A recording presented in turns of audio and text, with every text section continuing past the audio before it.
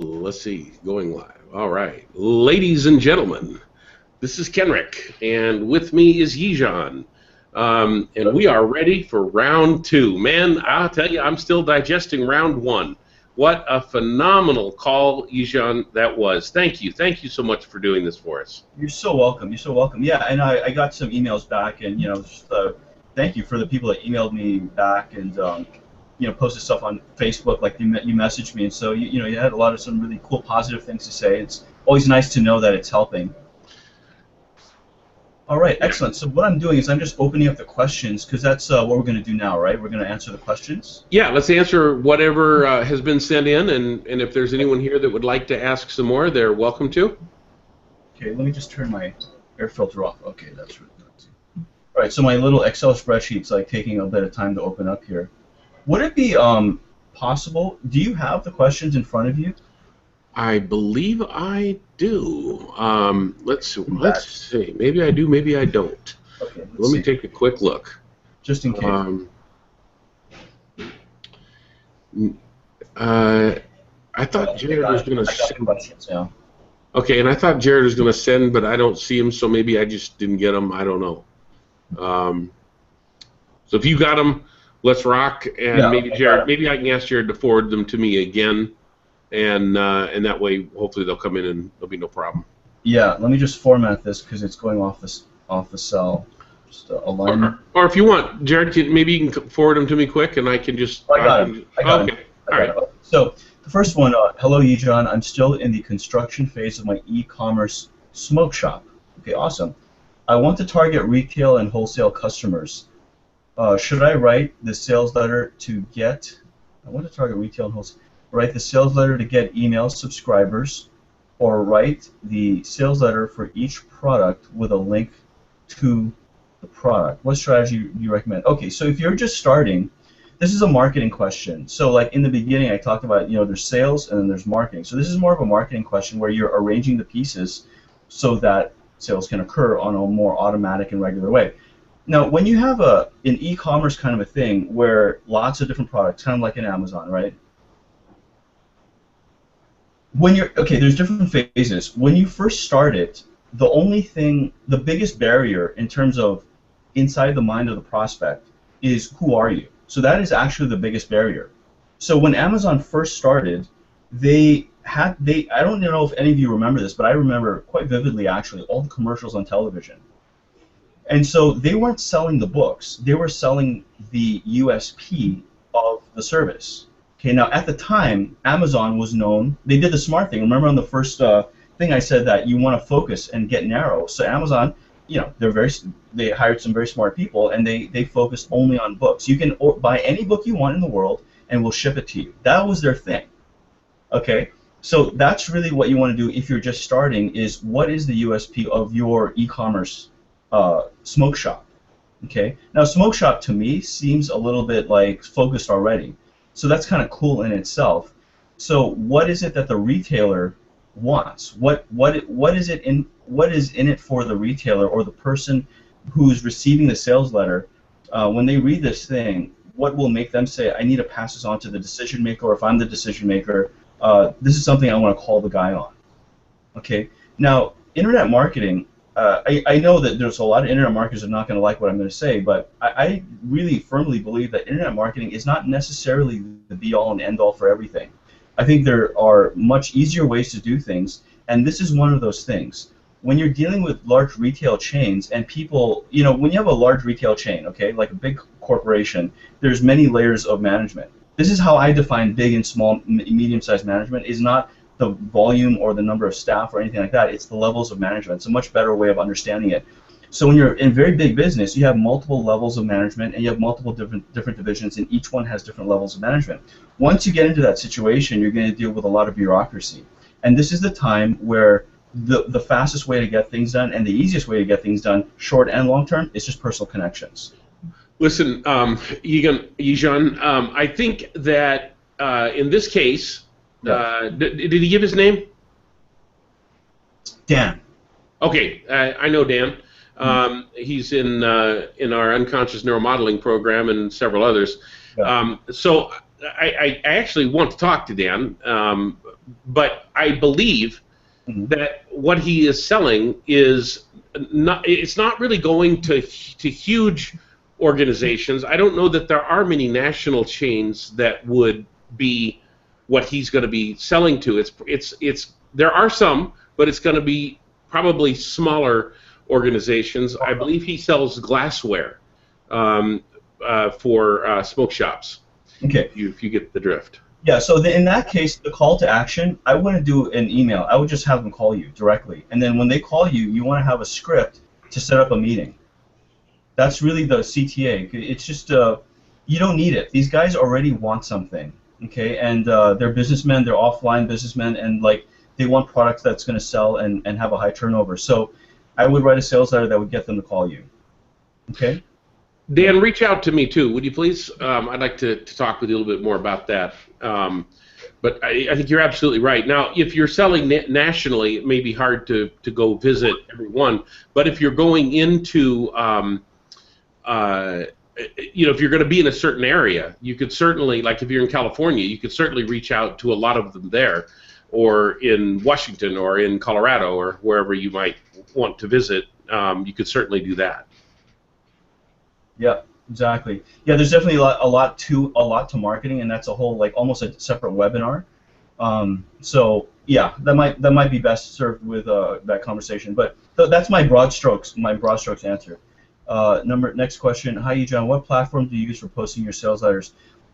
All shapes and sizes. A lot of times it's just my clients who are doing it, but it's just a regular HTML page. HTML, is generally speaking, it's better than a WordPress because it's lighter and it loads faster.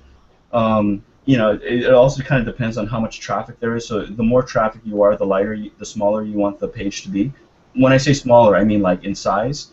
Okay, maybe I shouldn't say size. I mean like in like kilobytes, megabytes, that kind of stuff, file size, But like a WordPress is a very heavy site, so when you have a ton of traffic, it can slow the page from loading on the browser. So HTML, like lead pages is like kind of like really popular right now, and there's all these services that do that. But there's also Fiverr. Fiverr's a great place to go to have a page created for you. Next question. Yeah, after doing some thinking about building online smoke. Oh, Dan. Okay. Okay. All three were from Dan. Okay. I have come to the conclusion that my superpower is providing a clean tasting and pleasurable smoking experience. That's great. Okay, the enemy of my superpower would be stress and anxiety. Should I narrow this down further? And also, where or what part of the sales letter should I incorporate my superpower? And would you be able to give an example of how to use it? Yes, I am going to show how to do that. I'm going to show how to do that. So yeah, that's pretty good for a superpower. Let's see, online. So I couldn't lose. How about a superpower as well? The anti-power or the opposite side might be not having something to show off your status in part, because this is a status piece. Mm-hmm. I don't know how would you frame that better? How would you say that better?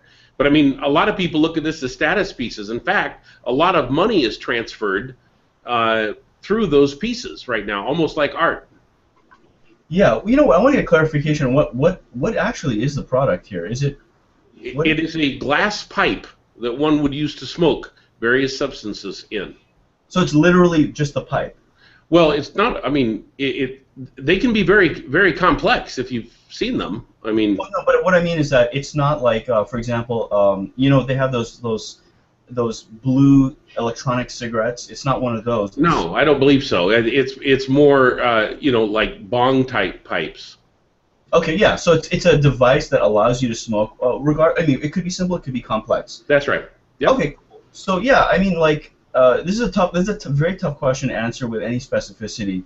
And I agree with Kendrick. I would go more in the lizard brain. It would be more like ego, like the best conversation piece of all night, something like that, or like how to start a conversation with the hottest woman in the room, or it's like it's something like that, because they can get the result anywhere. So what is the one thing that's really odd and unique about this? It's like the one thing no other guy's going to have in the dinner party, kind of a thing. Like what really makes this odd and my bong's bigger than yours. Exactly. Right. Right. So yeah. See, I just don't know enough, and I'm sorry I can't really answer it very, very specifically. So I mean, you're welcome to reach out to me, and we can get into a little bit more through email and stuff like that. Next question: I recruit realtors, and the enemy are part-time agents and commission cutters. How Amen. would I'm sorry? Amen. Amen. Yeah. How would I tailor a sales letter or series of letters to this group to recruit to my team? Thanks, Rich. Yeah, we're going to get into that. Okay, so what are the major differences between verbal persuasion rapport and written persuasion rapport? Specifically, what must you do to increase chances of major success? What must you absolutely avoid that lessens the chances for success? Okay, yeah, let's get in. Actually, that's a pretty easy question to answer right now, so I just want to answer that now. You want your copy to sound as conversational as possible. The only difference, really, is that when we talk, we naturally speak in these incredibly long sentences. That's normal. That's very, very normal. But when you're writing, you actually want short sentences. Okay, so what I'm going to do is I'm going to send some resources. Like I'll do a little video. There's a website called Readability Score, readability-score.com. And I'll include in this thing that we're doing here for other people. It's just a very short 5-minute video of how to use this. And if you record yourself, your pitch, your storytelling, and then you get it transcribed and you put it through that, and make it as easy for people to read as possible, that's going to be some pretty darn good copy. Okay, so there's some editing tips I'll send with this, and they're kind of like, they're not scalpel like brain surgery editing. They're kind of like dredging a pond editing that really gets you from the copy from here to up here by dredging. It's very simple to do and repetitive, but it will improve your copy. So that's how we're going to answer that. But just as a side note and as an anecdote, I spend like tens of thousands of dollars every year and like thousands of hours trying to make my copy sound like the way you talk in everyday life. So that's a little clue of like, it's like how we screw ourselves up so much when we start writing. We completely drop what is the most powerful thing we have, and we start speaking in this voice that is so foreign to us when we actually should sound just like ourselves. Okay, so I just wanted to know if Yegyan has a specific process he goes through to research how to go in the inside of the prospect's head, sends copies. Yeah, so that is in the free course that is included here. That almost the entire thing is my research process. And the research is really the key to the success. If you research things right, you can find where the bullseye is, and then how to get into the bullseye of that, the actual center of the bullseye, the whole target. So that's in the free videos that you're getting together with this. Okay? All right, so those are all the questions. All right, so I'm going to close this. Okay, and I'm going to continue with where we left off. I think the last thing I talked about was the reason why story. Was that the last thing I talked about?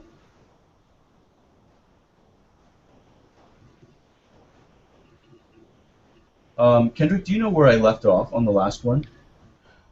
I don't. Okay. Well, no, I don't. Yeah. I don't have that. I don't have that document. Oh, I did have that document, didn't I? Yes, I did. Okay. Yeah. Yeah. I'll quickly recap the thing I know we did go over, which is your calling, and I talked about your reason why. Like, what is the reason why you do what you do? Okay. And then I know I did say this in the last one. I said the most important story you have to tell is the story of how you ended up doing what you do. Okay, so the more authentic this is to you, the better it's going to be. If you're really just doing it for money, it's going to be tough. It's going to be a little bit tougher. You want to find a way that's going to make it a little bit more authentic to you. And I assure you one thing: the more authentic it is to you, and your own personal emotions, the more money you're going to make, and the faster you're going to make it. So. One of the last things I talked about was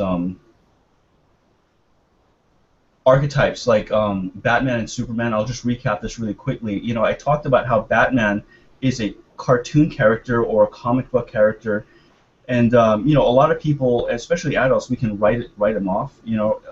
Write that character off. But these massive blockbuster movies are made because the background story is so powerful. It's so I talked about how the actual story of how he became Batman was like his parents were murdered, and he had a phobia of bats, and he witnessed this death, and he wanted to put his phobia of his fear of bats into the criminals of Gotham, and he spent his whole childhood and adulthood and all the money that he was left with trying to become that person that does that.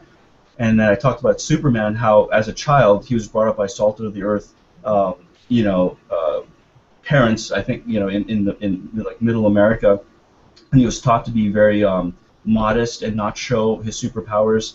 And he had a best friend that was a human. He fell in love with a girl that was a human. So any enemy of the human race is an enemy of his. And the only time he really shows his power is to protect the people that the humans, which is the people he loves now.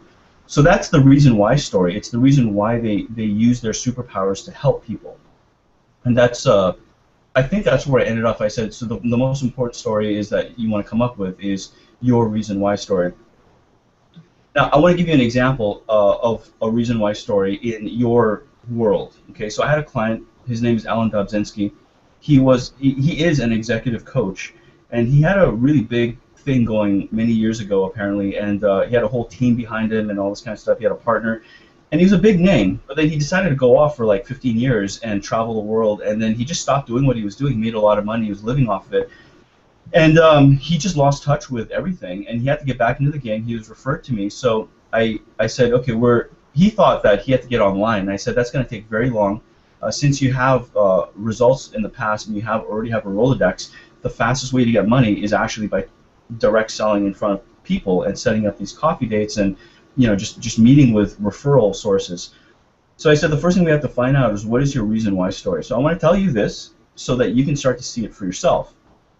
So this took a very long time for me to get out of him, but I said, why do you teach executives this accountability system that you teach? And he said something like, he had a very typical answer. It's like, well, it's because it increases ROI and increases retention, and it creates a succession plan. So like these partners of these law firms, when they retire, they need a succession plan for the new partners. And I said, that's really boring and it's non-emotional, and it's like, no, they can hear that from anybody else. Why did you, of all the choices in the world that you could have made, why did you choose to even focus on accountability? And I mean, like, it took forever, and finally what it came down to is he told me about his daughter, his divorce. He got divorced. He was a multimillionaire. His wife left him because he wasn't paying attention to his wife and his daughter at the time. And what was happening is he was making promises. Yeah, we'll go get together and we'll go eat dinner together, we'll do this as a family, and then he wouldn't show up and he would say, it's because of work. And so he wasn't being accountable to his family. And so he learned this through therapy after the divorce, and what really the lowest point for him was his wife, I believe, or the daughter, or both, said that they didn't want to have anything to do with him anymore, and that's when he really realized he needed to make a change. And in therapy, he realized that he was not being accountable to the people that he loved. So he ended up developing this whole system for himself to remain accountable to the people that mattered most in his life. And he started teaching that to executives, senior managers. And I said, so what are some of the amazing stories that have come as a result of you teaching your method to these busy executives that have nothing to do with ROI? Let's get into the personal life. And he goes, oh, that's easy. I've saved marriages, I've restored relationships between executives and their children. Their children started getting into drugs, and it was because they didn't have a relationship, and now that they had a relationship, they were able to help their kids get off of drugs. And I said, okay, that's amazing. So you see, that's totally different from what you were telling me in the beginning. You were telling me like ROI and positioning and succession plan, and what you actually do is you save families. You're saving families. You're contacting these senior managers, and you're letting them know that if they keep going on the path they're going, they can have the greatest career and die a very empty and lonely person. And what you're doing is you're preventing them from falling off Niagara Falls. So you're really more of a family saver. And he goes, you're right. That's really what juices me up the most. Is I restored my relationship with my family, and all this kind of stuff. And I want to, because I know all these managers are suffering the same thing that I did, and I want to help them with that. And the funny thing is, the more balanced they are in their life, the better they're going to do in their job. And I said, okay, this is great. This is great. Now, I want you to go through your Rolodex and say, hey, you know what? I'm back in the business. I want to meet up with you guys, and I just want to have some coffee with you and just catch up. And so, and I said, when you meet up with them, I said, I want you to just say this. Just say, hey, you know what? I want to let you know what I'm doing. I'm getting back into the game of coaching, but one thing I've never shared with you in the past was why I do what I do. And I want you to tell them this story, and then afterwards just say to them, whoever the prospect is, just say, so that's why I do what I do. If you know anyone that is struggling, they can't go home at 5 o'clock, they have to go to work on Sunday, they want to spend more time with their family, and they want a better quality of life, give them my card. I want to help them with this. And so that's the simplicity of what I had him do, and it was completely authentic. It was so authentic. It wasn't like this kind of like tricky sales kind of a thing. Not that I have anything against that either, but it was just easy for him to get out of his mouth, and it was very, very powerful. And in a very short period of time, he started getting a lot of referrals, and referrals are very powerful because you don't have to sell them so much. They're already coming to you with a lot of trust built in. All they need to know is, what do you have to offer? How does it work? What are some of the results you got? So he ended up building up his business very quickly to the point where he's doing about between 20 to 30,000 a month, and now I believe it's stable at about 30,000 a month. Very, very automated. Doesn't have to work too many hours, but just that one initial part of getting it up and rolling is a prime example of. I said, you know what? I know the internet marketing really well. Don't go that route. Just get in front of people, because you're going to be more powerful face to face, and just start telling stories and start collecting stories. So that's just an example, okay? So I hope that helps you guys kind of like see the power of this reason why story. So the next thing we're going to get into right now is some very, very simple templates for you to use. There are extremely complex templates and methods of telling a story. Okay, it can get very, very complex, but what we want to do is we want to find the most simple, robust tools for you. So the very first reason why story is for you to tell your own before and after story. This is where you were before, okay, and this is where you were after, okay, and then after you say that, then you fill in the blanks in between, okay. So don't do this. Don't say, okay, this is where I was before, and then this happened, and then this happened, and then this happened, and then this happened, and this is where I am, okay. You want to do something like, you know what, I was like struggling with my marriage and all this kind of stuff. We're on the brink of divorce. Now we're celebrating our 50th anniversary. We're more in love than the first day we met. I left out all the middle part. Okay, so that's before and after. All right. So copywriting and sales is a lot of it, and I've never heard anyone say this. A lot of it is omitted data. Okay. Like pregnant woman gives birth to twins while running Boston Marathon. Like, what? Like, what happened in between? Now I got to find out. It's omitted data. You omit all this data. He clicked his mouse 3 times, and $10,000 went into his bank account. So there's a lot of omitted data in between those 2 events. So when you start to tell stories, start to make use of omitted data. Okay, so you know the full story. Look for the extremes and start with that. Before, this is where I was, and this is where I am now, or this is where a person was, and this is where they are now, okay? And then you state that, okay? Now you tell the story of how that came to be, and now you go through events, okay? So it's like I did with Alan Dobzinski, before I was I was a multimillionaire, losing everything and losing my marriage and everything like that. Now I'm one of the most successful business coaches in America or in the East Coast. That's the statement. Now he tells the story in event sequence. Okay, it all started when one day I came home and my house was empty. And I don't want you to use a template. I just want you to actually tell the story. And the pipe person, the smoke shop, it's like you can say, it's a supremely shy man. Shy, reclusive man becomes the life of the party. You know what I mean? He walked into the room, like no one knew who he was, But at the end of the day, everyone wanted to, wanted to get his number.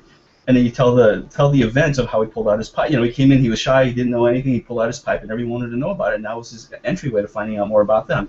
So that's the sequence. It's before and after. That's the beginning, and then tell the events to fill in the blank.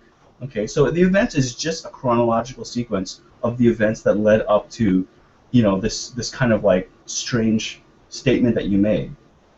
Okay, and then at the end of the story is you just say like, and that's why I do what I do.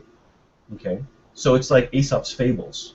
You know, it's like a lot of Aesop's fables is kind of like that. It's a sequence which teaches a lesson. All right. Now, some things to know about this is when you're doing a before and after, when you describe yourself before, like the way you were before, what you want to do is you want to describe yourself in the way that your customer is right now. Okay, so that's key. So that's a point of building rapport, is when a person looks into a mirror, they cannot help but look at themselves. So this is like an irresistible reflexive action, is when you put a mirror in front of a person, they're going to start to inspect themselves. So in your marketing, if your marketing displays the customer in vivid detail, they cannot not inspect that very carefully and hear everything that is said. Okay, so a lot of coaches, a lot of financial advisors, and this realm of experts, when they create a website, one of the things I notice all the time is they have pictures of themselves all over the website. So it becomes like kind of a shrine to the coach or a shrine to the thing. And it's okay to have your picture here, but it is going to be far more profitable if you put pictures that resemble your target customer on the website. And then when they see themselves, there's going to be this automatic feeling inside here where it's going to be like a warm, connected feeling of like, oh, I want to, you're going to start to feel a little bit closer. And you start describing your customer. So when you're talking about before, like this is where I was before, and you start describing where you started from, you want to describe it in a way that your customers are currently feeling right now. So if you have been coaching for a while or you've been delivering your service for a while, you will know this already, because you will have dealt with a lot of customers that have told you, well, this is where I am with my finances. If you're a financial advisor, these are the things I'm concerned about. You know, if you're a health coach, maybe there's one segment of your health coaching that you hear a lot about. And so you'll hear stories a lot. It's like, yeah, you know, this is what happened. I'm really concerned about this happening in the future, so that's why I contacted you. So you want to describe yourself as that person so that they immediately have rapport with you. And so they will start to conclude, oh, since they started where I am right now, okay, they understand what I'm feeling right now. And then when you tell the story from that point, from this point in time forward, there's a lot of psychology that goes on. Is when you start with where they are right now and you tell a story forward, what you're doing is you are taking blackness away from their mind. Okay, so you know there's these things. This thing I read about, like this, the thing people consider most frightening in the world, what they're scared most about is public speaking. I have a different view on that. I feel the thing that people are most afraid of is the fear of the unknown, right? So when you're selling someone, or like let's say I'm writing copy, one of the things I always keep in mind is this thing I call it a black void. Okay, so it's like the customer, I just try to imagine the customer just sees nothing but blackness. All around them, 360 degrees, all around, they see nothing but blackness. That is one of the most frightening things to imagine. You know, there's no humans, nothing, all life has disappeared. So if you try to get someone to buy something and they see no future and they just see blackness, it is a very hard thing for a person to feel like they're going to take a step. So like in the Indiana Jones movie, there's a scene where there's this big chasm and you have to take this leap of faith. He took a step forward, and he took this step forward and it happened to land on something that was invisible. But that's kind of like what you're asking a prospect to do, is when you ask them to buy, they're taking a leap of faith, okay? And if they see nothing but blackness, then you would have had to do they have to be in so much pain that they have to like take this leap into this black void. However, if you tell a story of a journey of how you were just like them and you did all these steps to get really good or into a better state, they start to paint this picture in their mind and they become the lead character, and that blackness goes away and they start to see a future for themselves.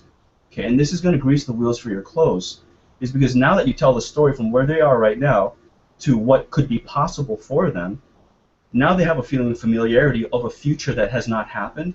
But reality is really funny, you know. Reality and truth is kind of an interesting subject. It's like once you put pictures in their mind of a possible future, that is now a level of reality that was higher than it was before. Okay, I hope this is making sense to you guys.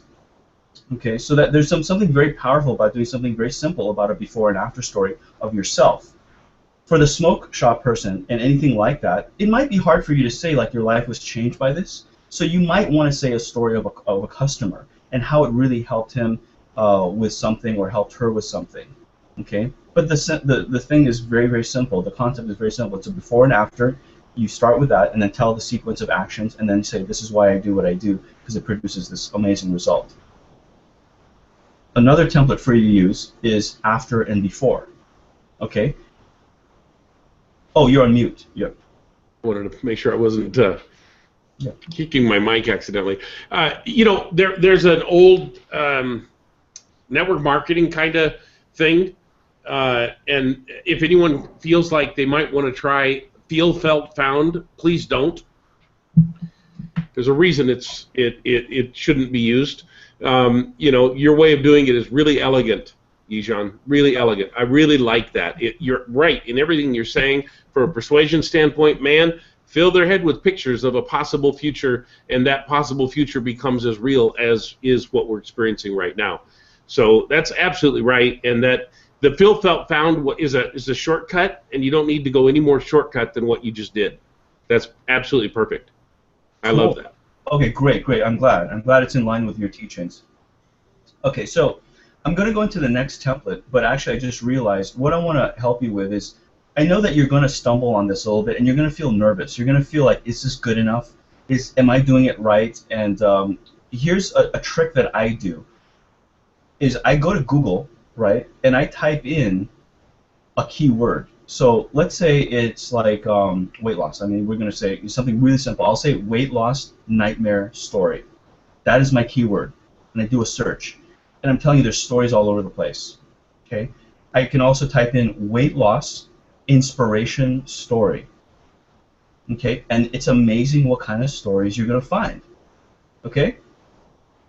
So imagine this. Okay. Imagine like you are in a situation where you're like, you know what, my personal story is not compelling because I really did this for money, but I really want to make some sales right now, and I have no customers, nothing, no track record. So you can go to Google and you can say like, okay, glass pipe nightmare story, or pipe nightmare story, or something like that, or glass pipe success story, or something. You'll find lots of other people's stories. So let's say someone says, why do you do what you do? And you'll say, let me tell you a story about Joe. Joe was he liked to smoke pipes. His grandfather did it, his father did it, and he wanted to carry the tradition along. But one day he started to develop blank. And I don't know what a person can develop, but maybe there's something bad that you can say that this person developed, and it's a true story. And he was concerned. Is it just the smoking? Is it that? So he went to check something out with his doctor, and the doctor says, you have a blank, And Joe said, is it because of the tobacco? Is it because of my pipe smoking? And the doctor said, no, it's actually not.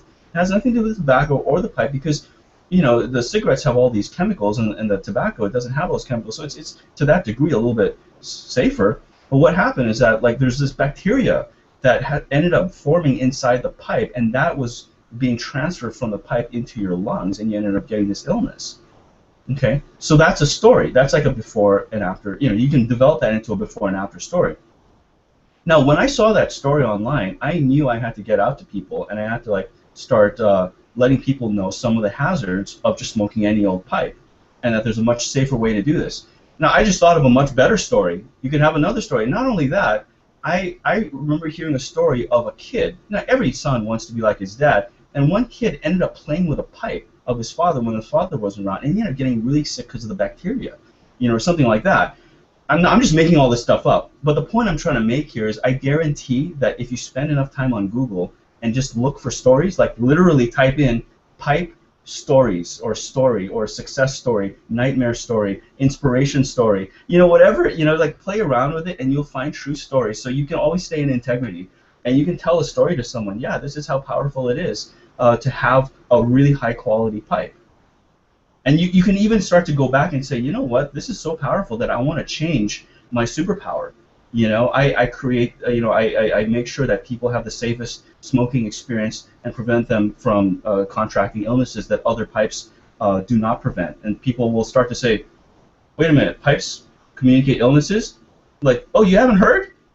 Yeah, gonorrhea, STD, I mean, whatever, it's like, yeah, you didn't know that? How did you not know that? Yeah, yeah, let me tell you the story. You know, you can find this on Google. You know, there's this boy. You know, every boy wants to be like his father. Then you go tell the story, and I'm telling you, the guy after the story is going to be like, he's going to have that look in his eye. Oh, you know that thing I told you about in the last call. The eye's going to look up like this, like, really? And then that's when we're going to go into the offer. You know, and I'm going to talk about how to tell the offer, but you're going to tell it as a story. So that's something I wanted to share with you. It's so easy to find all these stories. It's just go on Google. So we're going to go to the next template, which is the after and before. The after and the before is kind of fun because you can create like a little bit of curiosity. You know, so the after before is where you say this the end result that's really awesome, but then right after that you say like this beginning part of the story, which is like so like shocking or something. It's so weird. So I'll give you an example of this. I was in Baltimore a couple of months ago, and I was there. It's my future employer is going to be there, and one of the copywriters was trying to sell his own book, and he was trying to get advice from my future boss, and also from me. He was kind of trying to get some feedback. And this guy found a way of getting like very, very high quality medical service, even if you have no medical insurance, or you've been denied by all these medical things, you know. And then if you want the best medical service that the world has to offer, he can show you how to find that. And then he ended up, you know, I asked him, I was like, tell me about this, like what does that mean, like really good service? He goes, no, I'm talking about celebrity service. I mean like room service. I'm like, really? Is that even possible? And he goes, yeah, it's like there's places where that's just the way it is because it's the culture, and they believe it facilitates healing by making a very calming environment. And I said, so what is the story? Like, why can't people, you know, like. And then he ended up saying, like, yeah, if you knew about this, you wouldn't even want the Medicare medical solutions in America. You would just end up going here. And it's in another country, but there are also places in the States here.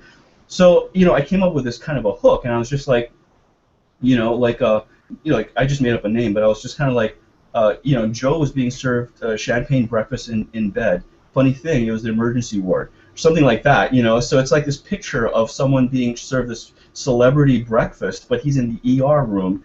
And it's like, you know, it's like that in itself is kind of shocking, but then that's the after. That's like this really awesome Joe Blow kind of guy gets celebrity medical treatment. Then I'll say, funny thing is 72 hours ago, he was denied medical treatment from every provider in the States. And, you know, if he didn't get surgery, you know, he could have been paralyzed for life. So that's like an after and a before. You know, you going to tell us what country this is?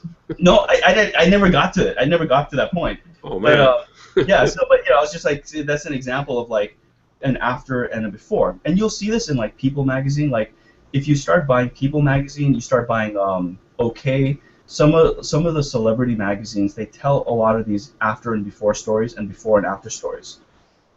So and you'll see this on Facebook, too. So, like, the magazine's Facebook page, if you like that, you'll get this in your newsfeed, and you'll see a picture on Facebook from this magazine. It'll say,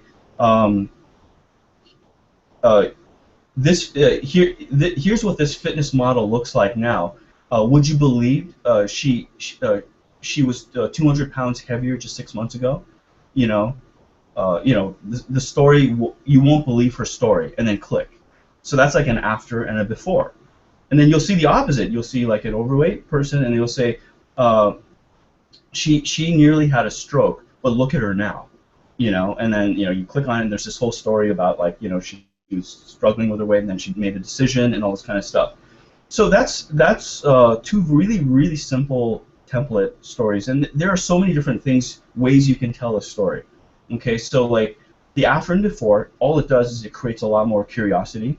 You know, before and after, it's useful pretty much anywhere. You know, the after and before just makes it a little bit more fun. One of the things about the after before template is when the person knows, they already know an after result really well. For example, you want to use an example in your story. So you can say, you know Gerald Butler, that famous actor?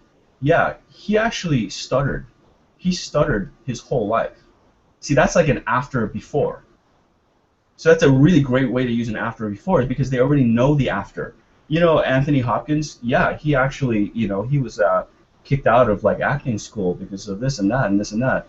And so it's like use an after before. That's another time you can use an after before, is when the after is you're telling someone else's story and everyone knows that person. And then you start to say, what the backstory is, which is what it was like beforehand, and then you tell the whole story of how they got that. And if it's related to your service, you can say, yeah, and so that's what I do, is I help people do that.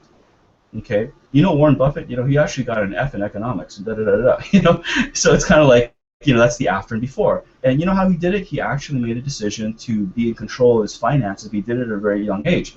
And then, but this is his first step. Not a lot of people know this. The first step he did is he actually looked at what he really enjoyed using in his life, and he looked for the companies that manufactured that, and he was able to understand whether the stock was overvalued or undervalued. Okay? And by starting with that at a young age, he was able to think very clearly about whether, something you should invest in a company or not. And that's one of his guiding principles, is to stick with something you know really well.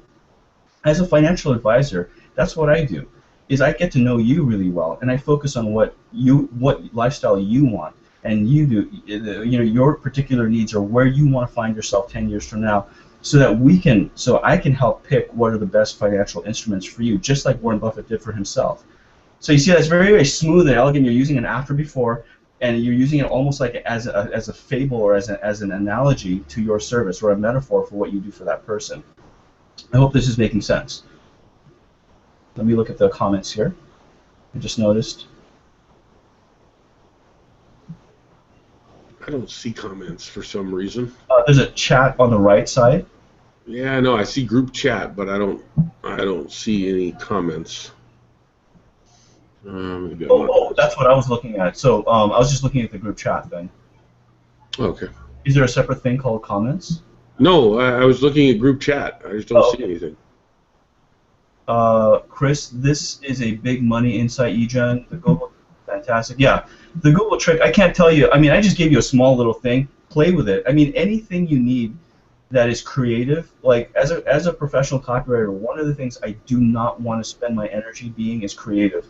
It's very draining, and if I do it every day, I'm not going to enjoy my work. So I have to find tools and tricks to produce the result of a creative person. And so that's been a very powerful trick for me, is to find lots of stories online.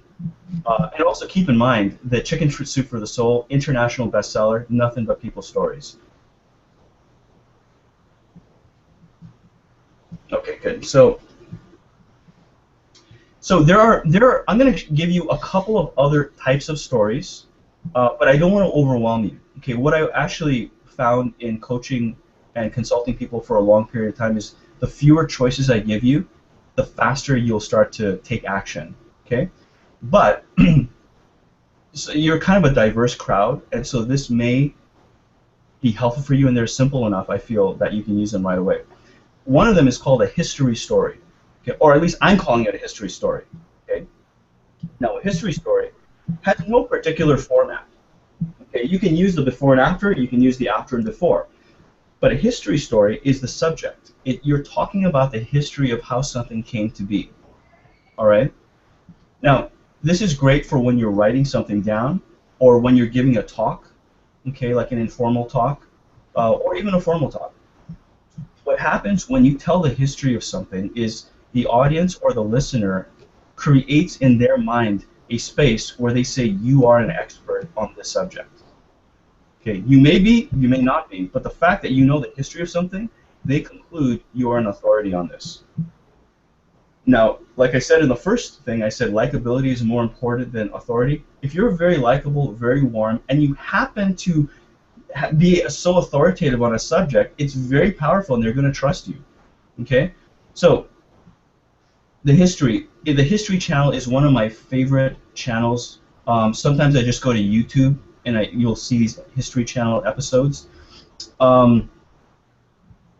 They have these shows on History Channel which show how something came to be, like some invention, like how this invention came to be, and all that kind of stuff. And these things are absolutely hypnotic. It's hard to look away. It's like it's something so inane, like how the toilet flusher came to be, and you can't stop watching like, how did the toilet flush come to be? What's the history of the toilet flusher? It's like fascinating. So you can do something like that, and I'll make up a real simple example here. Okay, so I'll say something like, it's really interesting, the history of fat burners. You know, we see a lot of fat burners. I was just in the supermarket, and I just went by this aisle, all these fat burners.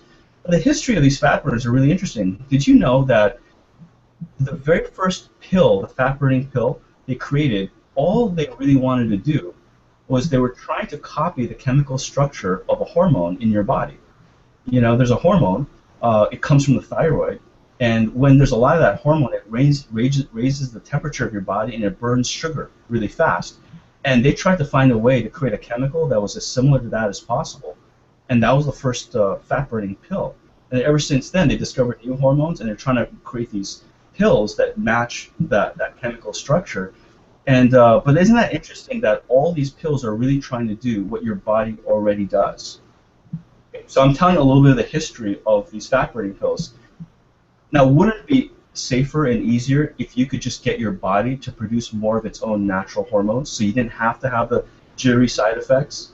Now you can start looping the person in where they're like, oh, I didn't know that's what the history was, but now they're kind of like in a state of like, oh, I'm in a different place right now, and then you start looping in.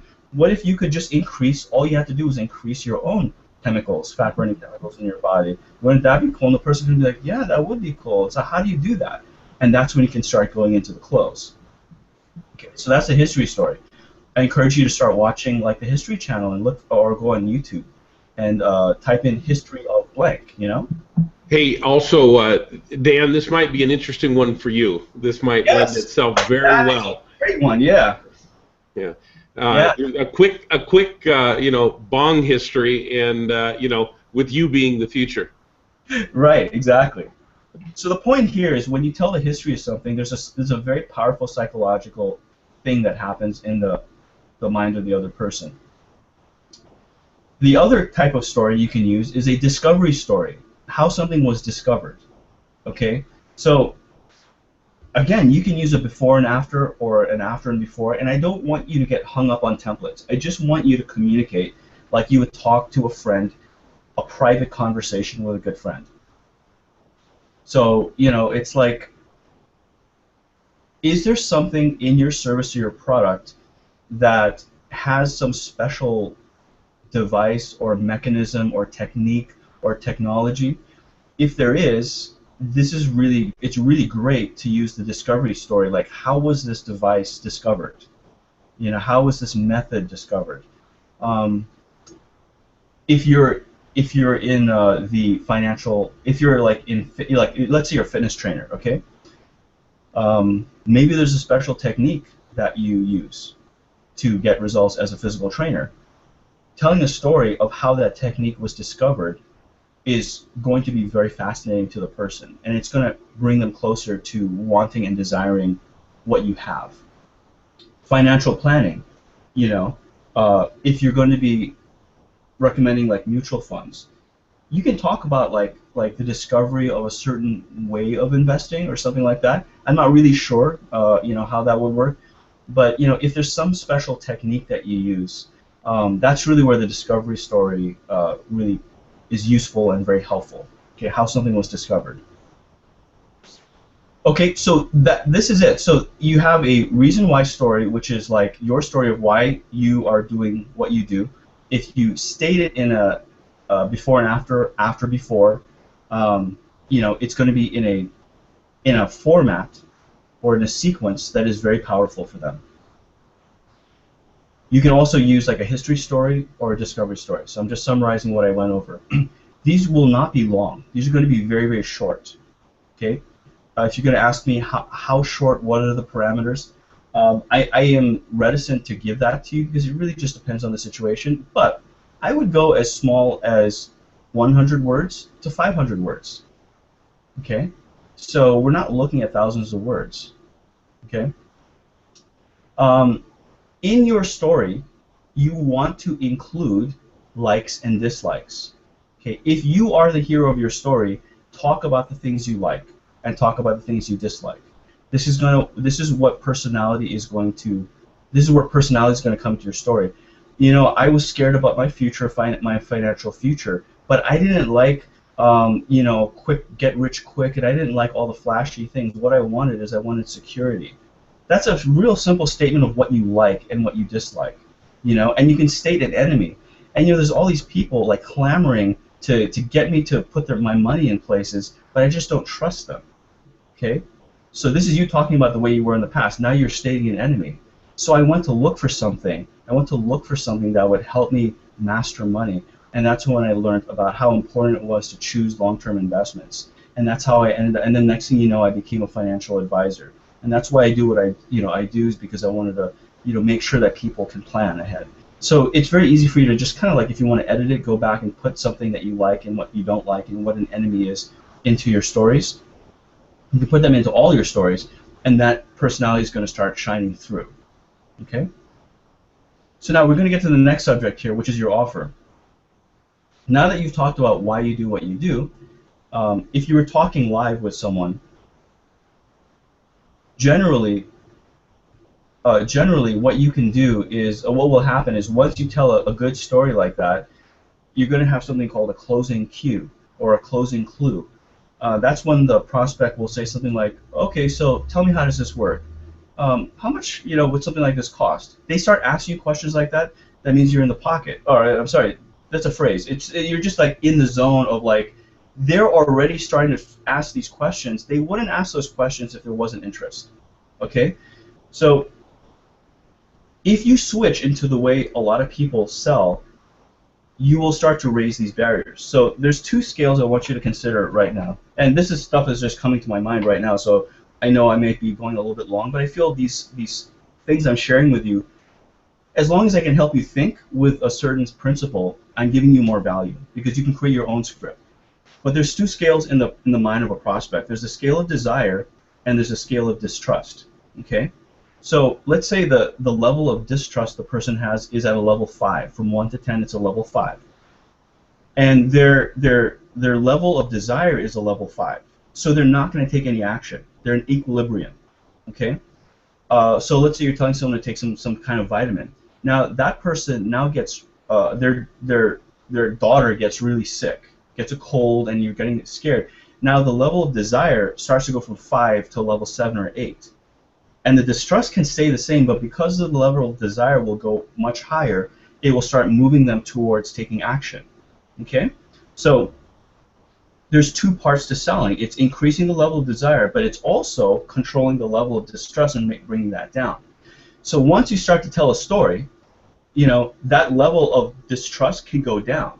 Even if the level of desire stays the same, if you bring the level of desire down to 1 or 1.5 and the level of desire is still 5, they can take action. Okay? So once you tell stories, especially like history stories and discovery stories, it comes across as you informing them, bolstering their level of knowledge, being someone who's making them more secure, and this level of distrust starts to go down from 5 to 1. And they're like, they may not have this intensity of buying, and they'll be like, but if your offer was so good, like it was free, they're like, sure, yeah, I'll try it out. And now you've got a sale. It's very smooth. You don't have to exert a lot of energy. Now, if you bring the level of distrust down and the level of desire up, this is where you can start to sell higher ticket items, offers that are a little bit harder to sell. Like, for example, in financial advising, there's lots of different things under that umbrella. But I mean, I've seen things where a person has to transfer like $8 million from several different bank accounts into one fund. That's not gonna just be like level 5, bring distrust down. That's going to be like a longer period, a longer conversation. It's going to be a little bit more massaging, at least in my experience. Okay, it's kind of like buying a Mercedes-Benz. A person doesn't wake up one day and say, "I've never seen a Mercedes-Benz before. I happened to see one 5 minutes ago. I'm going to go buy one." That's not how it happens. They see Mercedes-Benz since they're kids. It's ingrained in their brain as a symbol of status, and as they build up their status, and then they're like, oh yeah, now I've made it. I want a symbol to show my status of where I've come in my life and in my career. Then they walk into the dealership and they walk up to the person and say, I'm ready for this, CLR or whatever, E-Class, whatever. And the salesperson is going to be like, okay, great. Do you have any questions about this person? Actually, a couple of questions. Can I get in this? And they're like, yeah, I can get in this, and the sale is done. A lot of people witness only that interaction. The guy walking into the store and the salesperson, and they think that's all sales is when it comes to high-ticket items. And they're like, wow, you're such a good salesperson. It's like, no. This person has come in with this whole long history, There's a long psychological thing that happened before you walked in the door. When you get into big ticket items, you're going to want to use a lot of stories to like lower down this distrust level and then increase the desire level. Okay. Now this is a side note. It may not even be applicable to you, but I thought I'd share it anyway. Is you can never make them too far apart. Once it's like a rubber band. It's like when you're selling and the thing gets too far apart, there's a critical mass where they feel so vulnerable, especially if you do it too fast, it'll just snap together really quickly. So over time, you're really just trying to widen up that opening within a certain period of time. And within that period of time, you want to make your close. Okay, because once you leave, that they'll snap back together. Life will remind them of past mistakes. But if it gets too wide, don't go for too wide. You know, if it's too wide where it's like, yeah, there's a pill in a blue bucket in an aisle of a supermarket, and the sign says, this pill will solve all problems. That's like so like unbelievable, you know, it just raises the bullshit meter up. It's like, what the hell is this pill in a blue bucket on the aisle, you know? It's like, it may even be true, right? But it's like no one's going to believe it because it's so silly, you know? So basically, when you're telling stories, don't expect like this, you know, it's a gradual process, right? Just a side note I wanted to make to you. So you basically want, when you're going into a sales situation, you want to be looking at parameters. There's a time parameter, and there's these two scale parameters. There's a desire scale, and there's the distrust scale. And I kind of look at it as a big bubble that I'm operating within the constraints of this bubble, and I'm trying to make the close within this bubble. Okay, so there's this time period, because if my sales people are long, it's going to introduce too many barriers, and other people can come in. So I need to make the close within a certain period of time, and the desire level, I need to bring it up and bring the distrust down. But I'm not trying to be like so outrageous all the time, especially if it's a high-ticket item. The whole point I'm trying to make here is don't worry about being a perfectionist. Okay, and I'm just telling you from past experience. It's just like if you can start to, I'm going to go into this into your offer. If you can say this is not going to solve all your problems, this is not Shangri-La. You know, there is some stuff you're going to have to do, and I don't want to make a promise I can't keep.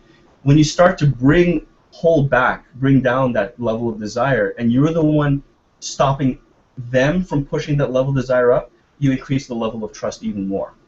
When you're the one saying, no, I know you want to buy it right now, but hold on, before you pay me, I need to let you know something because I don't want you to feel upset later on, it will create this reverse action. Okay? So now we're going to go into the offer. So the offer is not, I would like you to write this down if you can. The offer is not your product. Okay? The thing you're offering is not your product. It is not a service. Okay? It is not your service. It's not financial consulting. It's not a pipe. It's not any of those things. What your product is, it is a character in a story. Okay, so you want to start looking at it like that. It is a character in a story that you've already started. Okay, so you want to bring your offer to life. So when you get these closing cues and the person says, so, you know, if I was interested in hiring you and all this kind of stuff, like what would be involved? Okay, so you get that closing cue. It's a very, very powerful closing cue. So this is where you can just say, well, let me tell you a story. Let me tell you about Joe, you know, or Bill, or whatever, you know. And you can say, well, you know, he was like you, and then you tell a before and after story. He was like you. You know, he wasn't sure if this was the right time. He was nervous. He had a lot of people approaching him, but he went and took a leap of faith because he knew that now the time was right. Okay, and you know, there's no escaping taking a leap at the right moment, because the only barrier you really have is you. And he took the leap of faith, and long story short is now we've set aside $2.5 million in net worth in a very short period of time. If we're 1 year away from him not having to work anymore because his passive income is going to surpass what he's currently making from his job. Now, how did he get there? The first thing we did is we had a meeting just like you and I are having a meeting right now. We're talking just like you and I, and he decided to take that leap of faith. And so I went over his finances, I looked over his information, and I wanted to find out from him what was most important to him, just like I would want to know what is most important to you. Sometimes you don't know what's most important to you, so I want to help you find out what is most important to you. And from finding out what is most important to you, we will start to design a plan that will get you and get you for yourself what is most important. Because after all, you are going to be the one who has to make the decision right now. You see, as you're starting to tell this story, you start to weave them in. Remember that thing I said about this void of blackness? I'm giving the offer, and I'm saying what's going to happen in pictures. So oftentimes, I will be prepared as a salesperson. I will have all the documents, because there's something I learned is that when you just flip out these documents when they're in that vulnerable state, they can go back like this. I've seen their eyes kind of like, and their hands kind of jerk back when I would bring this stack of papers. So I make sure they're always visible throughout the conversation. I'm like, yeah, these papers, I'll just set them aside here. I start occupying space around them with all these documents, so they're not shocked by it. But I'll just say, like this document here, all this is, it just releases liability, so you and I don't have to worry about it. It's kind of like a prenup. We know what we're getting into. And I go through all the documents. The next thing we're going to do is we're going to look at, what funds are going to be best for you. And then eventually we're going to do this transfer of your money. And then I just tell it as if it's a story, events that are going to be happening. And then as I'm doing this, I'm just kind of like looking at the person's face, and you can kind of like start to see them, like their eyes go from this vague kind of looking, I don't even know if you can see my face, it's kind of like this vague, like right now I'm not, there. Here's the camera, like right there. Okay, so I'm focusing on the camera. Now I'm going to focus on a sheet, an invisible sheet in front of my face. So this is what my eyes look like. I'm kind of zoned out, right? I'm looking at this thing, and then I now look at your face. It's a very subtle thing. The more I tell the story, the more my eyes are going to go from this blank look to like this look into your eyes, where I'm like, oh, really, When I see that, I'm like, that's when I know I have them in the present moment, and I'm like, so I think the best thing for us to do is to go ahead and just start right now. There's really nothing to lose. We have all the papers ready, and oftentimes the person's like, okay, let's go ahead and do that, and I can start to close at that moment. But the point I'm trying to make is here, just present your offer as a character in a story. It's just this financial advising thing. It's over here. I'm not the financial advising thing. You're not the financial advising thing. We're not worried about the money. It's just this character over here, and it's going to stay with you for the rest of your life. The pipe. I'm really glad this pipe thing came out now. The pipe is a character in a story. It's just like whatever way you want to do it. Like, it's like whatever the USP ends up becoming. Like if we're going to go with the angle of it prevents you from getting illness. I don't know if that's real. Let's say if it prevents you from getting illness, what's a metaphor?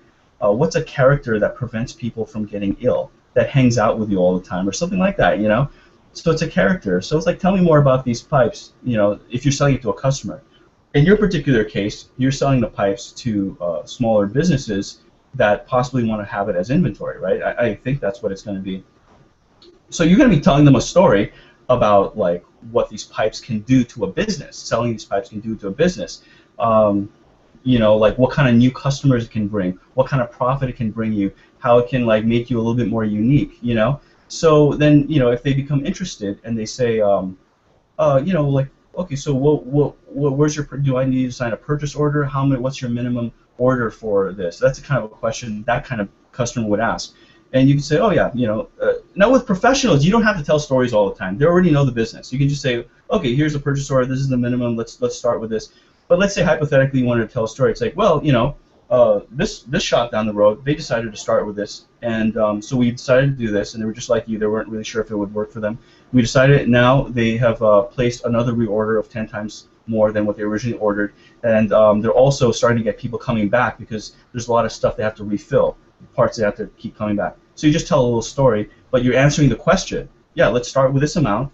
But I just want to let you know, this is what happened to the last guy. He ordered this amount, but then the next reorder, here's a photocopy of the purchase order. It's actually 10 times more. So it's up to you. You can start with small. If you want to start right now, you can start with the big one because that's what the other guy needed anyway. So if you order with the big one, I can give you a discount. And then you start going down the slide of the close. You know what I mean? So these are just ideas I'm giving you. Yeah. So, Yegyan, John writes something here, and I want to read it real quick, and then I'd like to say a couple of words, and then I'd like you to. Yeah, but sure. John writes, it's so hard to capture anyone's attention, let alone keep them in a story. How do you get people to stay reading a story, or even start when they're skimming for benefits? Seems like times are changing. Maybe the Wall Street Journal story worked back in the day, but what about now? Do you have any tricks to weave it in? John, in my opinion, this is the answer. Stories are the answer. Boring stories have never worked. The Wall Street Journal story still works. So I think, if you have a story that is absolutely pegging your market because you have done the research exactly like Yegyan is saying, so you're pegging that market, a story is second to none. It induces what I like to think of as the movie trance, and I think it is the answer. So I don't think you need another answer. In terms of tricks to weave it in, Yegyan, what's your take on that? Yeah, yeah, you can always improve how good it gets or like how sizzling it gets, but what's happening is that you're not being the customer, so you're not looking at through those eyes in that moment. And so that's why you can't. That's why you're asking that question, is because to you it's that person. But the thing is that when you get into that like trance-like state of when a story comes, you don't realize you're in it. So you yourself are not realizing all the times during the day where you're in that state.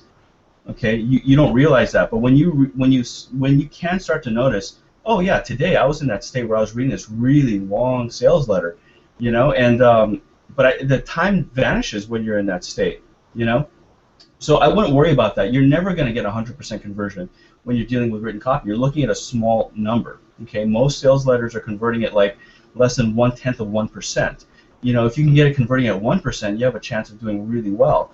You can get up to like 2, 4, 6, and all that kind of stuff. Those are like very rare, and they do really well. So that's the answer. Yeah, I agree with Kenrick. And another facet to answer that question is you look at Hollywood. Has there really been a new movie in the last 20 years? I mean, really, truly a new movie? It's so many of these blockbusters are the exact same formula, but it's twisted in a different way.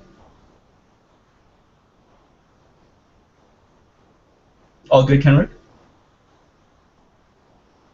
Oh, you're muted. You're muted. Looking up some, yeah, that's absolutely great. That's exactly what I think too. And the other thing is, if we're doing a targeted, if you're targeting who you're talking to, then you do have a chance to get much higher open rates. We typically get way high open rates, way in excess of 6%. But we have a very targeted list, very targeted group, and that kind of thing. On the other hand, if we were just blasting out to the world, we might be lucky to get 1/10 of 1%. But we probably wouldn't just blast out to the world; it'd be too expensive. So, I totally agree with what you're saying. Yeah, there's that separation again of sales and marketing. Marketing is getting those right people in front of that sales letter where you can get that 6%. That's like marketing. And then writing the sales letter to increase that conversion is like sales, So there's quite a bit to that, But some of these skills will help you no matter what you end up employing. Okay, so now let's get to the next section here. It's the call to action. Okay, so the call to action. This is a suggestion I want to give to you. One of the general rules of sales is never give a person a choice. Like when you're learning how to sell, this is like one of the things I was ingrained in my head is like, don't ask a question that can be answered with a yes or no and all this kind of stuff. Now, over time, I've used something that gives, I found a way to give the illusion of choice, but it really isn't. So when you're selling services, this is really helpful. So when you're selling services and you're an expert and stuff like that, you know what it is you're trying to sell, okay? So let's say it is one type of coaching program or something like that. Whatever it is, decide this is what I'm trying to sell. So what I suggest you do is create different versions of it. You can create a smaller version of it, okay, and you can create a much more advanced version of it, or you can create 4 versions. And this is something you can write down if you're selling face-to-face. In a sales letter, you can have the different versions. Everything is really there to sell one thing, but when it comes to the call to action, you're going to say, I recommend doing this, but you have the option. But I understand that finances may not be putting you in the best situation to purchase this right now. So I've created other other versions of this. You will not be able to get these parts of the service, but you'll be able to get the core. And some people need this to happen a lot faster. So if you need it to happen a lot faster, I have like the platinum version of my service. Okay. Now, just by opening that up, consistently, I've seen not only the conversions go up, but I've seen the revenue, the actual revenue, the dollar per sale average go up. Because there's people that before it was just a yes or no on a piece of paper. It's like, I'm either going to buy the service or I'm not going to buy it. But when there's a cheaper offer, they were able to go ahead and get that smaller offer, and that increased to the dollar sales. And also, there's people that we went with the angle of like, you want this faster, you can get like the platinum level, where you will have one-on-one coaching with me for a certain number of hours, and that's going to speed up the process, and we're going to compress time that way, and that would bump up. That would also increase the amount of conversions. So the way to do this is you want to look at your service and you want to start listing out everything you do with your service. Okay, you want to have a minimum of 50 different things that you provide with your service. Okay, this is really, it's a little bit hard to do it at first, but once you get into the hang of it, you start to notice so many things that you do that you kind of took for granted. Okay, like calling. If you're a financial advisor, you could call once a month to see how things are going. Maybe every financial advisor does this, but they're not saying it. At that time when a person's trying to overcome that hurdle of distrust to purchase something or sign up with you, you're trying to get this emotional pressure up as high as possible. And the more things you can say of like, here's what is going to be included, psychologically, it's kind of like a seesaw, like, here's the amount of money and work they feel they need to give. This thing needs to be built up much bigger. Okay, so if perception-wise this becomes much bigger, the seesaw goes down and the money becomes a lot smaller in their mind. If you don't build this up big enough, the money, even if it's small, even if it's $5, if you don't build this side of the seesaw up, it's going to go. The seesaw is going to go like this, and they're not going to. The money's not going to move. So you want to list out everything you do. So you want to think back, to all your clients. It's like if you go through all your, financial reports. Okay, say that, but then what financial reports are you going to go through? What financial reports are you going to create? Are you going to create a balance sheet? Are you going to create an income statement? Are you going to create a cash flow statement for themselves? Are you going to help them go through and list all their assets? See, right there, that's 6 things already. Okay, we're moving towards 50 items. Okay, so if you list all those things out, okay, you can start to see that they fall into certain categories. There's like initial things, like when you first start up, you have to do all this, perfunctory stuff, and then it's like you have to choose like what funds to invest their money in. So that's a whole series of actions you have to take. You have to do an interview. You have to ask them certain questions. What is their risk tolerance? Do they have high risk? Do they want a balanced thing? Are they investing? What are their goals? Are they investing for their kids' college? Are they investing for this? If they don't know their goals, then you have to have a conversation with them to find out what their goals are. That's a whole separate line item. So I hope you're seeing what I'm saying here is that you will end up listing a lot of things that you do, and when you look at it, it's pretty impressive. You're like, I'm going to help you find out your goals if you don't have it. If you have them, we're going to start talking about what are the best choices you have for that. I'm going to do the research for you, and I'm going to get back to you. I'm going to do a private consultation that's included with the service. You start listening to all this stuff out. It sounds really overwhelming. Now, what's overwhelming in a good way? What's interesting is some of you may think, but Yegyan, this is like obvious stuff. Everyone does this, right? I'm telling you, this is not how the customer's thinking. Other people selling in your world, they're not saying this. They're not saying this, even though it's understood. And in that moment of getting close to that moment of tipping over the edge, the prospect's mind is very narrow and very focused. They don't have a lot of peripheral vision. They can't hear the waitress, far away. They're in a very, very small space. And so you have to start getting control of what's in that space. They have very short-term memory. Don't remember a lot of things in the past. So by listing all these things out, you're separating yourself quite a bit because a lot of other people are just not going to do that. So let's say you list out like 50 things, right, that come with your service. It's from that you can start to like create different tiers of your service. Okay, so let's say there's going to be this part that you're like, you know what? I can reserve this for someone who signs up for like the Platinum program, okay? And so someone who signs up for the regular program, they're just going to get this. And if someone's just not ready, they want to test the waters, they're just going to get this, okay? And once they come in, that distrust level can go down significantly, and then they can upsell to the regular program or the Platinum program with everything. Okay, so sales and marketing is all about incremental steps. Okay, it's not a one-shot deal. It's all about incremental steps. You're getting lots of little yeses along the way. So that's the call to action. By presenting the illusion of choice, you're taking a lot of pressure off of them. Okay, one of the things I learned from selling face-to-face, and when I deal with, like, let's say stores where they're selling stuff, I've taught them to actually get a book, and then their whole sales pitch is written down here, so that The prospect does not have to face the salesperson, and the salesperson doesn't have to face the prospect. Everything's coming from the book. Okay, and it takes the pressure off the prospect to feel they have to look at you, you know? And so when you put these three choices, it does that as well. It's like, okay, phew, I don't have to say yes or no. They can start to, like, you can have a conversation about this, and in that conversation about the different choices, you can start to weave in these suggestions. You can just say, now, if you did this right now, then this is what you're going to do. A lot of people really like this, you know, and they start with this right now, you know, and da-da-da-da. It's a completely different energy. It's a piece of advice I want to share with you, especially in the field you're in, is have a series of different options. I would go no more than 4 different choices. Okay. Theoretical principles. You know what? These are all ideas that I've already covered. Kenrick, I'd like to open the floor for any questions or anything like that, because that's basically it in terms of the content of all of this. Perfect. Let's do it. Yeah, the only thing that I have left out is putting that into paper, which I'll cover really shortly. But I want to see if there's any questions just conceptually that I can clarify for people. Perfect. Any questions? Here's your chance. Write into the chat box, and we'll do our best to answer.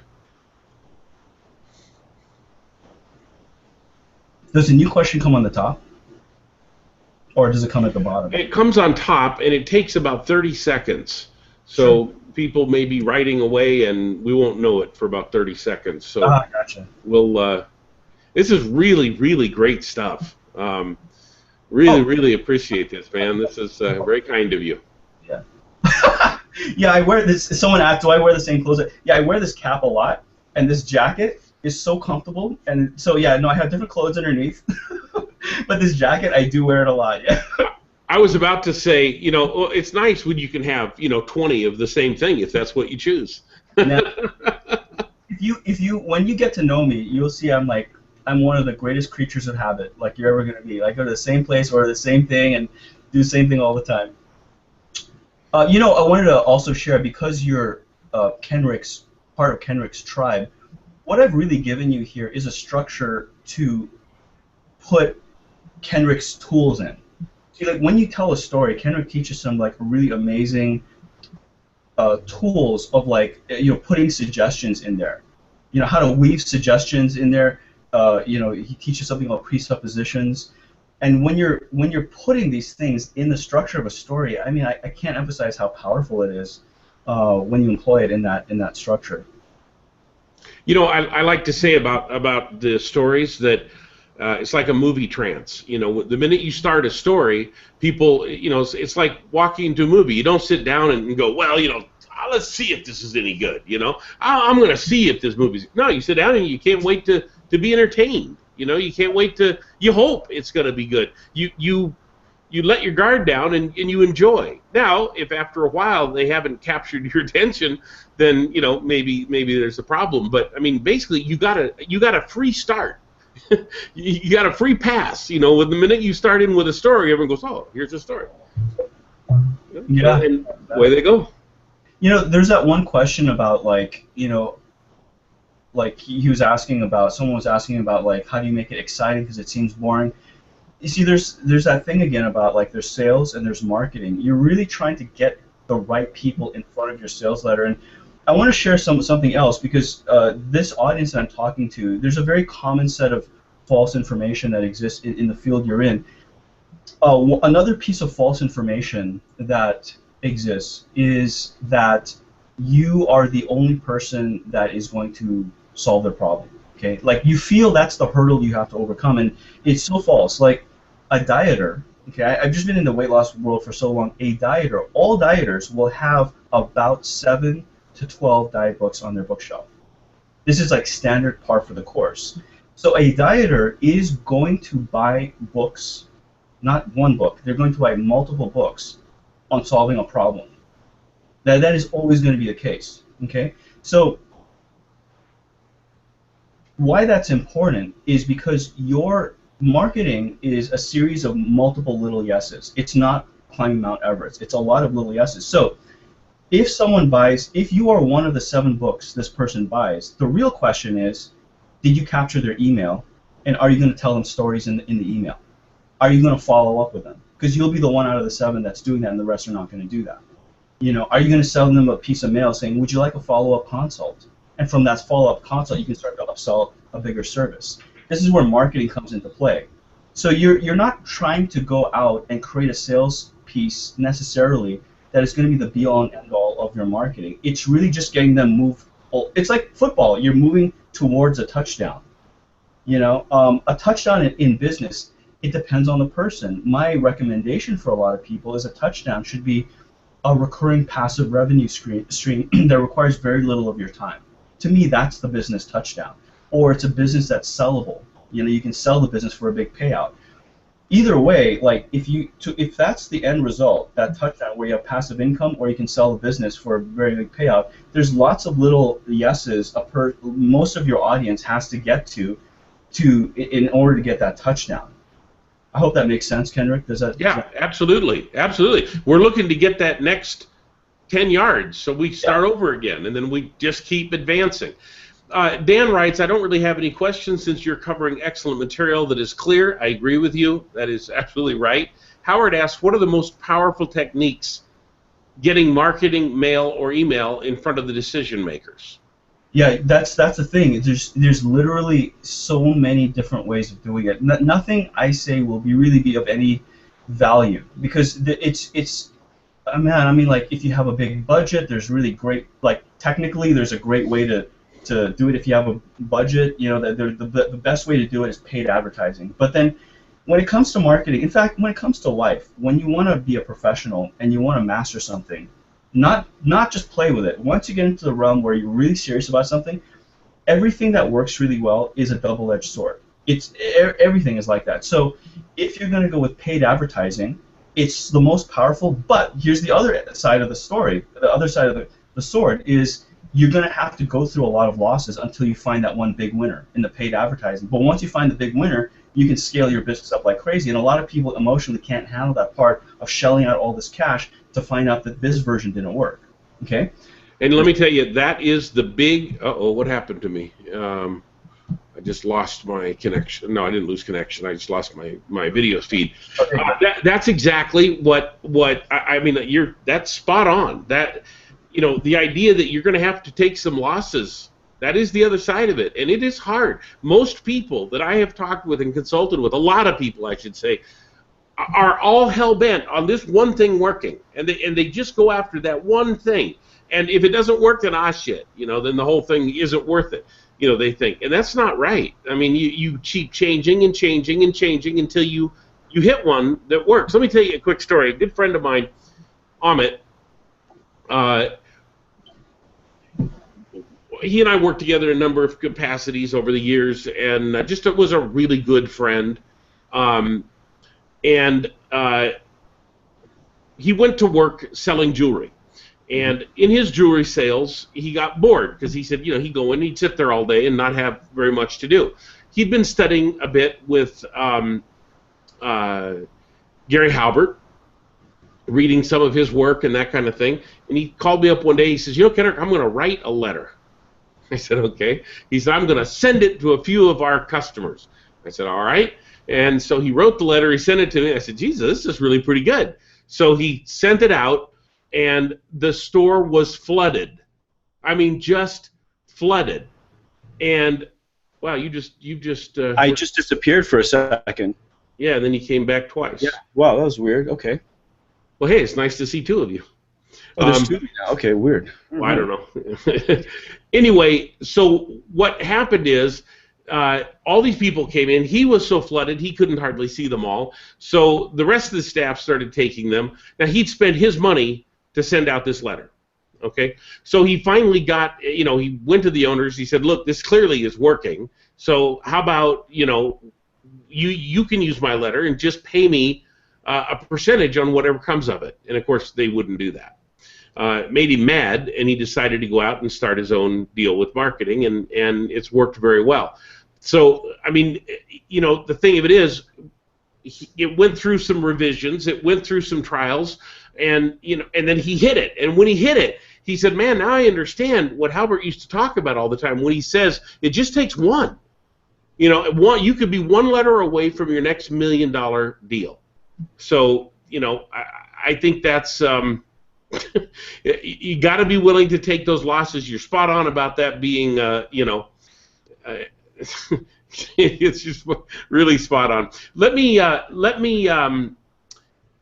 Let's see here. There was a question. Okay, Robert asked something. I want to read it. I want to give some thoughts to it, and then you can give some thoughts as well.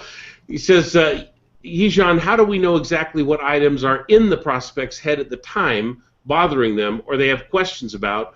Because of our business's financial, tax, and legal issues, we can cover so much for each client. When I do seminars, I sprinkle many different areas of help in because I want to make sure I touch each person's interest. Robert, listen to me. Yeah. I'm in front of a room of people now. I'm doing a seminar, and I say, as you listen to what I'm going to be talking about here today, and you begin to zero in on what's important to you, the thing that caused you to take time out of your schedule and come and join us here today, you're going to zero in on exactly what that is, and it may be slightly different for each of you. And of course, as I talk with you and you zero in on that, you'll begin to hear my words as it relates to what it is that you need help with. That'll do a couple of things for you. Not only will it show you some ideas and strategies and trigger some thoughts in your mind about how we can help you implement that, but it'll also start to build within you a desire to sit down and talk with me because your needs are specific, individual, and different. So as we talk together today, I ask you to zero in on these things that are most important. Now, that's a form of eliciting criteria and values, which I talk about extensively in my course, Persuasion Factor. And for those of you that were on the last call, I made a very special offer. I'll repeat it again on this call. Go to maxpersuasion.com/hangout, and it'll take you right to the checkout page where you can get started for just $69. I mean, it couldn't be cheaper and it couldn't be easier, and it includes all the additional bonuses like the coaching, the 36 Chinese stratagems, and especially Yegyan's copywriting course that he is offering to you at no charge when you sign up. You don't have to continue unless you want to. I can't imagine you wouldn't. And Robert, in your case, if you're not already a member of that program, please run, don't walk, and jump into it. If you are, then you already know the answer to your question. So the way you know the answer in their mind, you don't. When you're in front of them in a live event, you don't know. You don't know what caused them to be there. But they do, and all you have to do is trigger it. And I get into those kind of details extensively. Please, for all of you on this call, Stephen or Stefan, however you say your name, you say, how do we predict or find those yeses? Man, you need to be in this program. I tell you exactly how to do it. Now add to what I'm telling you all of that Yegyan is telling you from a writing standpoint, and oh my God, do you have a huge, huge win. There's a lot of people here. I see you writing that are in our program already. And this is just a bonus. This is the kind of thing we try to give you. You know, this is amazing. And Yegyan, you've knocked it out of the park repeatedly. Do you want to speak a little bit to what Robert is asking here about knowing what's in their mind? Is there some? Yeah. So that's it's a very important question. It is very important to know that, first of all. So I'm glad you recognize that. My favorite way of doing it is not popular, though. I will prefer to do things slower if it means that I become a master of something. So I will go out and I will talk to people. I will go to events. I will do all this kind of stuff. This is something I want to share with you. Okay, so first of all, talking to people is what my favorite way, because there's things I can see that I can't see through words, like their body position, their tonality of how they talk about something, what their attitude towards something is. I like to know that. But one thing you have to remember is the first step of good copy and good marketing is you have to narrow down to a very specific thing. So if you're not doing that, it's not impossible by any stretch. It just becomes exorbitantly so much more difficult to create a lot of rapport when you're talking to a broad audience. So if you do that first step, it becomes a lot easier to find people like that who have very specific things in that situation. If you're I'm just throwing this out. If you're doing financial planning for new millionaires or people who won the lottery or something like that, it's a very unique situation. They will have things that they can describe that make them feel different than everyone else. And when you put that into the stories that you tell, they're going to feel an irresistible urge. They cannot not feel a draw towards you. So that's the very first thing to remember, is try to go narrow with who you're talking to and prospecting. And then talking to people is my favorite. So I will call up just my network. I'll say, hey, you know what? I'm trying to meet these people. Do you know anyone who's like that? Just so I can interview them. And I go and I interview them. Now, let's say if that's not possible, I start to buy books. Okay, so I'll go on Amazon. And someone asked this question last time. I said, how do you know when you're going to narrow with your focus? Okay, it's a really good question, and it's really rare that that's ever going to happen because our natural tendency is to stay wide. So a trick I use is Amazon.com. So, for example, if I want to know whether I'm narrow enough or not, is I will get a situation. So let's say financial planning for children's future. I'll type those words as keywords into Amazon under the book section. Okay, the category of books, and I want to see how many bestsellers, okay, that show up with that kind of content. That's a very important research tool because you want to position yourself in a place where people are buying. So if you get a search result where there's lots of these, there are these books where it has like 500 reviews and it's like four plus stars, and you have a lot of those books with that content, that's a great narrow space. It's very different from just financial planning, but it's a very specific thing. But it's something that people are very emotional about. If you do health advice, that's very broad again. So if you get health advice for something very specific, look to see if people are buying information about that. That's a very powerful clue. It's also a helpful tool of knowing whether you're narrowing down on a certain subject. A lot of times with my clients, they'll bring me a book that they want to sell, and I'll look at it, I'm like, I'm not really sure this is going to be the right thing. I have this feeling I have. So I go on Amazon, I'll say, are people even buying this information? I'll realize they're not really buying the information in this book, but with some tweaks of this book, I can reposition this book into something that people are actually buying. Okay? So that's an example. I'll use Amazon a lot. I'm looking for a subject matter that people are consuming. Now, when you go to Amazon and you start to look at all the reviews, that will give you a lot of insight into what they liked about the book, what they didn't like about the book. Okay? So I would not read the 1 star or the 2 star. I would only read the 5 stars. Okay? Because they will say what they didn't like, but they will say what they liked about it. And they'll say something like, boy, it really got to the point, chapter 13 was really good, and so on and so forth. The other thing I'll do is I will buy some of those books. I will buy those books on Kindle. They can be like $3. They can be like as high as like $10. To me, it's a great investment.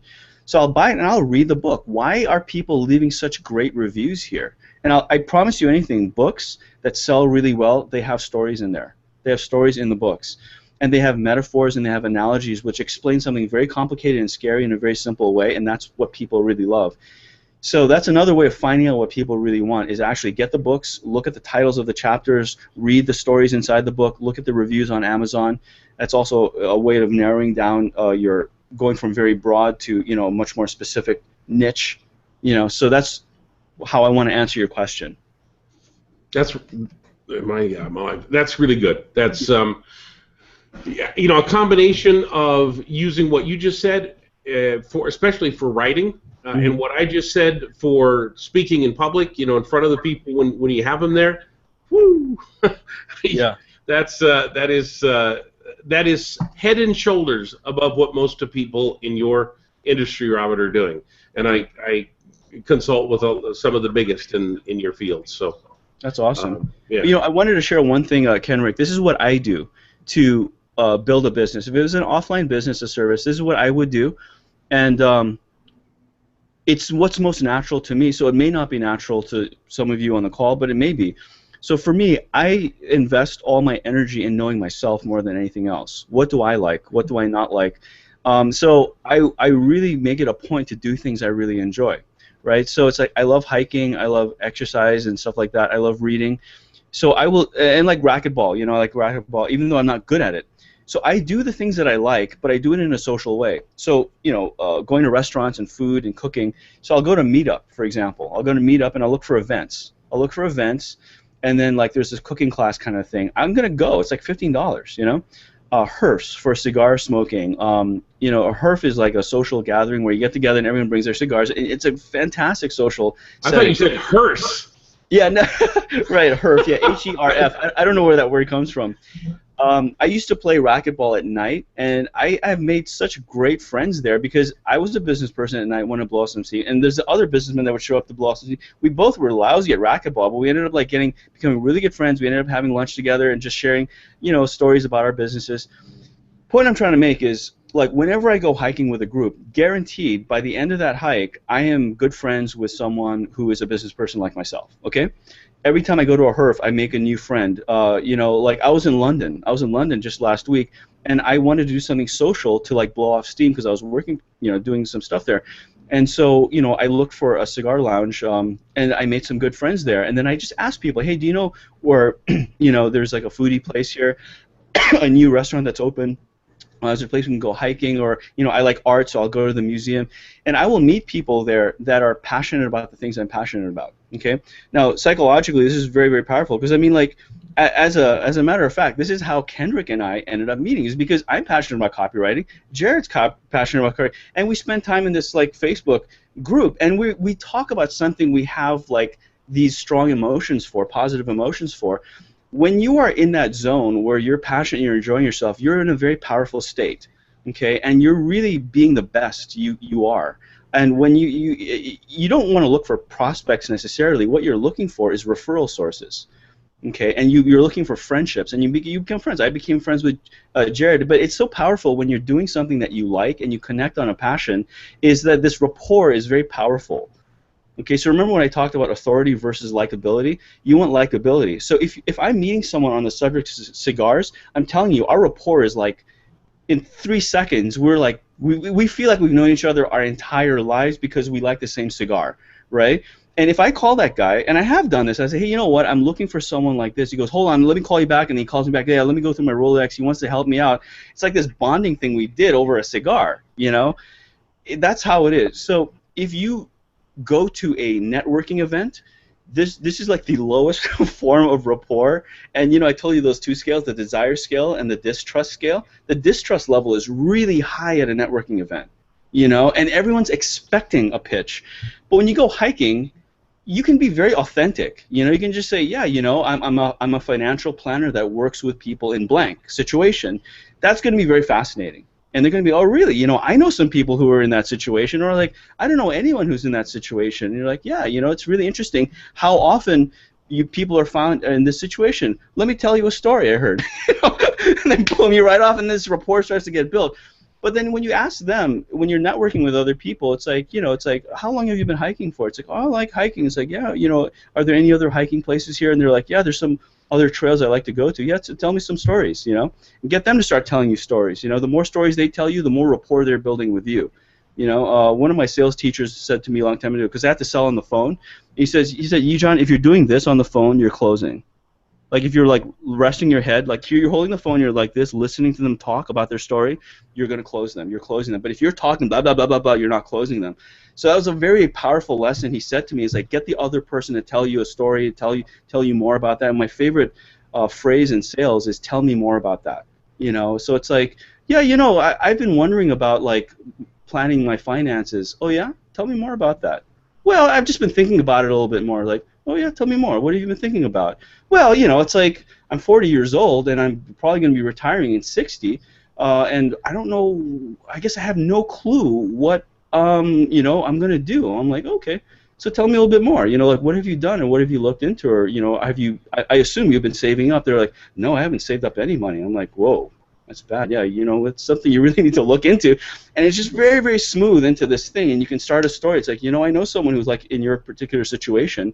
You can tell two stories, one nightmare story, one success story. He didn't save. He waited until it was too late, and, you know, he really had no life from 60 years onwards. And another guy started taking action the way you are, in the position you are right now, and now he's got a huge amount of net worth and passive income coming in. And so, yeah, you actually are in a really good position right now. And that person is very likely going to say, So what do I do? Because you're not in a coffee shop, you're not in a networking event, you're hiking, you're forced to talk to each other. You're like walking down this trail, like, oh, well, so what do I do? What's the next step? You know what I mean? You're like, well, you know, like this is the next thing. Then you start telling the story of the offer. So it's clear in their minds. Like, when we're done with this hike, you know, what we'll do is let's head over to this coffee shop, and I'll show you some choices you have, and we'll see if we're a fit. You know, if we're not a fit, I'll recommend some people to you. Stuff like that. So I'm just giving you like little scenarios, but like I go out and do things I like, and I'm not thinking about making sales, especially when I'm in that zone where I'm not thinking about things and I'm having a lot of fun. Man, I make a lot of really great friends, and we really bond, and I get a tremendous amount of resources from them, and vice versa. I want to help them out as well. So that's what I do to start it off. When I do that, I start knowing this niche really well, and I can write copy for this niche really well. Very long answer to a very simple question. Oh, it's a great answer. Matt says, sounds familiar, eliciting criteria. And yes, in a way, but I like the twist on it. We can go right after criteria if we want to do it. Yeah. But I also really like the idea that, you know, what Yegyan is saying here is, so focus on you, focus on your life, focus on doing what you really love. Yeah, who are you and what do you really want? Because here's the thing. People like yourselves who are solopreneurs, this is what, when you become successful, this is going to be your complaint. You're going to have this wave. Success, trough, success, trough. And I have found out over like close to 20 years of observing this, one of the root causes of that is you have not made it a part of your lifestyle. So you're going out and marketing like it's a thing to check off. And you go out and you market, then you have all this business, and you have to now go into delivery mode, and there's no marketing. And when you're done with that, there's no more business, then you have to go out and market. So if you really understand what your goals are and go backwards from that, it's like, I want passive income, I want this, I want to enjoy my life, these are the things I like doing. It's a different way, it's a different paradigm, and if you make your success a part of your lifestyle and make connecting with people a part of your lifestyle, being social, being interested in other people, and being so curious about their personal stories, you will become a master salesperson and a master copywriter just from sheer curiosity. You know, so it's like really like that would be like a really powerful thing to give away here is like, look at what you really like. You know, and I violated that for a long time, and I believe that I sabotaged myself because I never really felt authentic with what I was doing. I always had to put on a mask, put on a show. I didn't dress like this. I had a suit, you know. Now I'm like wearing things I'm comfortable, but I used to wear a suit, navy blue suit, you know, and all this kind of stuff, and I felt like that's how I had to be. And even when I was very successful, I felt exhausted all the time. Now success is coming a lot way. Yeah, I used to do the exact same thing, you know. When we focus on what we want, I think so many good things happen. You know, I tried when I was younger. You know, I wanted to be everything to everybody, and I had to go put on this face and put on this show. Not anymore. You know, now I do what I want, and I enjoy life, and I focus on the things that I really love doing, and as a result, I attract the kind of people that I love talking to, and all day long is an enjoyable experience for me, instead of feeling like I'm beating my head against the wall trying to make, you know, make my way in the world. It's I wish I would have got this lesson about 40 years ago. yeah, absolutely. Like learning about yourself is a really good investment, and you know that law of attraction thing. It's very woo-woo, but I actually believe it. I really believe it, and I see it happen all the time. And like it doesn't work when I'm not authentic with myself, and I'm like, well, I want to do this for the money, or I want to do this for that. It never really works well. You know, like I become like really good friends with like this guy named John Benson. He's kind of like he's pretty well known guy. Yeah, great guy, wonderful guy, and I genuinely like him. Yeah. And you know, when we met, we got along so well because he felt I was very authentic about my views, and I felt he was very very humble for the status that he has, and he's very authentic for and like. We just and then then I found out, I'm like, he plays the bass, I play the guitar, and we found like all these similarities and passions that we had, and we just like connected, and then now we talk on a regular basis, you know what I mean? And like we want to do these projects together, but I'm not like going out saying, how do I close? How do I close? How do I close? How do I get this person to like me? You know what I mean? It's me. It's like it's my life. Like I value it so much, and I want to wake up excited about the day, and like even if I'm really tired, I'm like, oh, thank God I'm doing what I'm doing, because I'm so tired. If I had to do something else, it would just be like the worst thing in the world. Yeah. So I'm not trying to get all like woo-woo on you, but I do mean it. You know what I mean? Like, all people on my list I talk the same way. So It's really good. Yegyan, thanks again for being here. I want to just close today by, again, suggesting please go to maxpersuasion.com/hangout. I can tell you story after story. You've probably been reading them. We've been sending them of people that have tremendous success. Listen, get started in this, if nothing else, than to get Yegyan's entire copywriting program. It is worth its weight in gold. But of course, you get my 36 Chinese stratagems report. You get all of the coaching. The coaching is worth everything just right there, because you'll be able to interact with me just like I did with Robert. But you can actually be on the phone with me talking, and we'll go through these things with you so that you actually get it. Nothing about what I do is philosophical in the sense that it's meant to be analyzed. It's what I do is meant to be used. It's designed to get you profit right now. Barry says thank you. The last few minutes of personal stories, a valuable bonus, and I agree. Yegyan, it's great having you here. Thank you so much for doing this for us. Welcome. This has been wonderful. I can't wait. Maybe you and I'll hang out and invite our friends here again sometime soon. Yeah, we will do it. Yeah. All right. Thanks everybody for coming. I really appreciate it. Check out maxpersuasion.com/hangout. One word, HANGOUT. All right, we'll talk to you all later. Take care. Bye-bye. Bye-bye.